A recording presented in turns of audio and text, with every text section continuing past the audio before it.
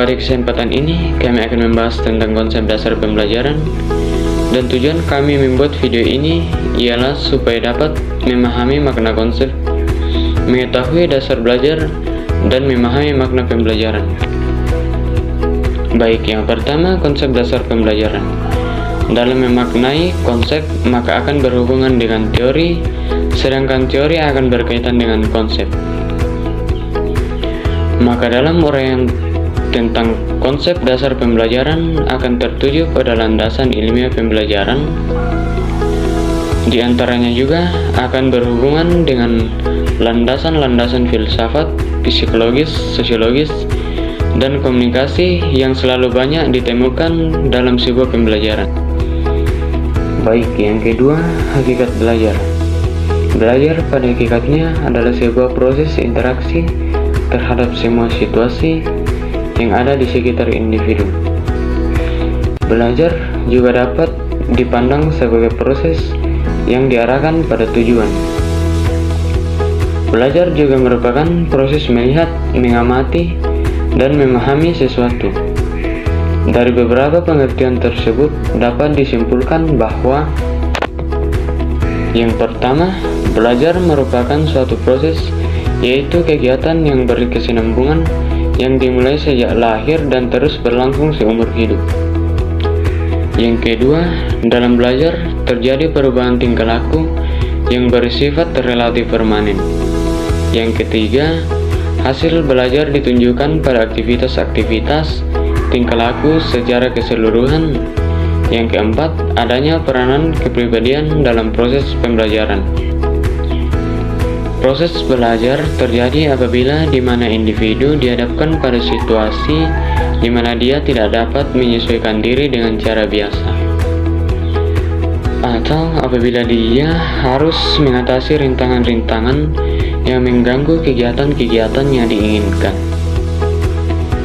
Proses penguasaan diri terjadi secara tidak sadar, tanpa banyak memikirkan terhadap apa yang dilakukan. Kedua, landasan konsep pembelajaran. Landasan konsep pembelajaran ada 4. Yang pertama, filsafat. Proses belajar pada dasarnya melibatkan upaya yang hakiki dalam pembentukan dan penyempurnaan kepribadian manusia dengan berbagai tuntutan dalam kehidupannya.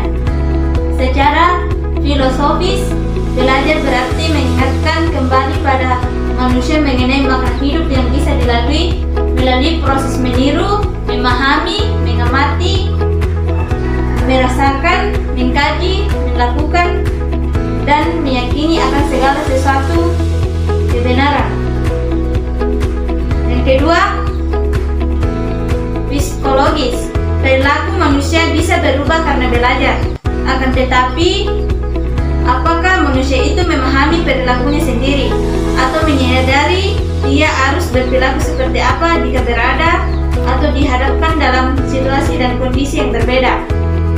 Maka perilaku yang masih dicari ini dapat dikaitkan dengan kajian dari ilmu psikologis. Yang ketiga, sosiologis. Manusia adalah makhluk hidup individu dan sosial. Maka melalui belajar, individu bisa mempelajari lawan bersosialisasi, teman hidup bersama, dan akhirnya melalui belajar manusia mampu membangun masyarakat sampai dengan negara dan bangsa. Jika dalam belajar tanpa arah tujuan pada makna hidup manusia sebagai makhluk sosial, maka belajar akan dijadikan cara untuk saling menguasai, memusnahkan, karena segala sesuatu yang dipelajari, diketahui, dipahami melalui belajar tidak digunakan dalam menciptakan kondisi. Yang keempat, komunikasi. Pendidikan dan komunikasi ibarat setali 3 uang. Yang satu memberikan pemaknaan terhadap yang lainnya. Dalam prakteknya proses belajar atau pembelajaran akan menghasilkan suatu kondisi di mana individu, dalam hal ini siswa dan guru. Siswa dengan guru berkomunikasi. Landasan komunikasi ini akan banyak memberikan warna dalam membentuk pendekatan. Yang ketiga, proses pembelajaran. Bila semua paradigma masyarakat perguruan tinggi telah memahami dengan baik tentang proses pembelajaran mahasiswa aktif, penyiapan penyimpanan sumber daya telah diatur dengan baik dan penyiapan konten yang sudah tersedia dengan baik dan sah. Kesimpulan, pembelajaran merupakan suatu proses interaksi antara komponen-komponen sistem pembelajaran. Konsep dan pemahaman pembelajaran dapat dipahami dengan menganalisis sistem aktivitas pendidikan, peserta didik, bahan ajar, media, alat, prosedur, dan proses belajar. Konsep awal dalam memahami pembelajaran ini dapat dipandang dari apa itu belajar.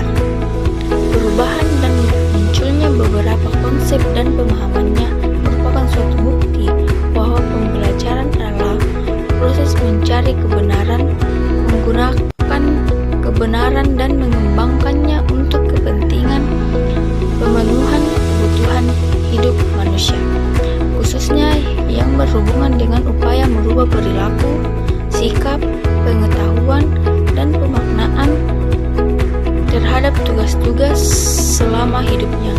Dalam proses pembelajaran, terdapat unsur-unsur yang akan menghasilkan hasil belajar.